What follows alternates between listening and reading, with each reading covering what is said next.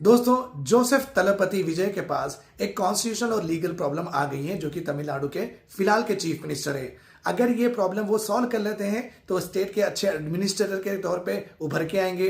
अगर ये सॉल्व नहीं कर पाते हैं तो लोग यही समझेंगे कि ये रील के स्टार है, रियल के स्टार नहीं है। और इससे ये भी पता चलेगा ये डिस्प्यूट वो किस तरीके से हैंडल करते हैं कि वो पावर पॉलिटिक्स को किस तरीके से नेविगेट करके अपने पार्टी का इंटरेस्ट सिक्योर कर सकते हैं। मैं बात कर रहा हूं एक कॉन्ट्रोवर्शियल डैम है जिसका नाम है मेकदूतू डैम। ठीक है, ये डैम कर्नाटका गवर्नमेंट बनाना चाहती है कर्नाटका के बॉर्डर पे। तो ये डैम एक्चुअली बनेगा कावेरी रिवर के ऊपर। सो कावेरी रिवर आप देख सकते हैं यहाँ पे कर्नाटका में ओरिजिन होती है और उसका कोर्स वो नेचुरल फॉलो करती है। कर्नाटका में तमिलनाडु में जाती है और बे ऑफ बंगाल में ड्रेन होती है। ठीक है, सो हमेशा एक बात याद रखिए, जहां पे रिवर ओरिजिनेट होती है ना, वो स्टेट वहां पे पूरे डैम्स बना के उसका पूरा पानी नहीं रोक सकती है, क्योंकि वो नेचुरल जस्टिस के प्रिंसिपल के अगेंस्ट होगा।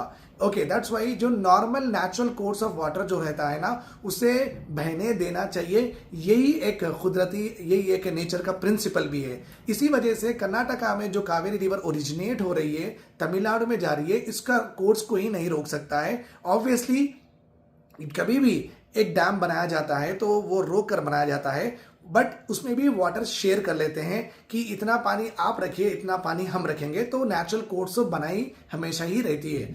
तो ये जो कंट्रोवर्शियल डैम है, ओके, बेसिकली जब भी एक दो स्टेट्स के बीच में रिवर डिस्प्यूट्स होता है ना, यहाँ पे तीन इंपॉर्टेंट इश्यूज हमेशा से होते हैं कि distribution of water from the reverse in normal years. Normal years मतलब है कि जब नॉर्मल रेनफॉल होता है, कर्नाटका कितना पानी रखेंगे ये रिवर का, और तमिलनाडु कितना पानी और कर्नाटका वाले उनको छोड़ेंगे। ठीक है, फिर distribution of water from this river during what dot years. So जब भी डॉट होता है तो ये लोग कितना रखेंगे, तमिलनाडु कितना भेजेंगे। उसके बाद में construction of dams on this river, ये भी रेगुलेट किया जाता है।